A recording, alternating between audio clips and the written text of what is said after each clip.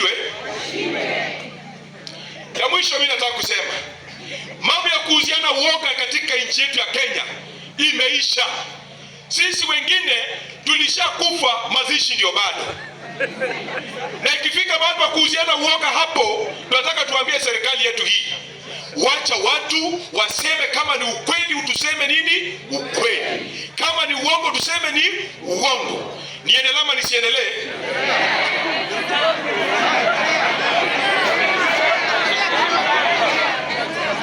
Wacha niseme ya mwisho. Pia katika kaunti yetu hii ya Busia, tukiangalia utendakazi ya kaunti yetu hii ni mbaya ama ni mzuri? Tangu mchague Daktari Paul Nyongesa Otuoma, mumemuona hapa? Hata tu choo ya Paul Nyongesa Otuoma imefika hapa?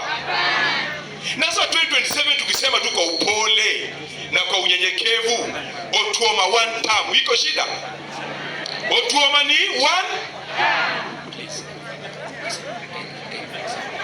Naomba kindly toa mchango wako.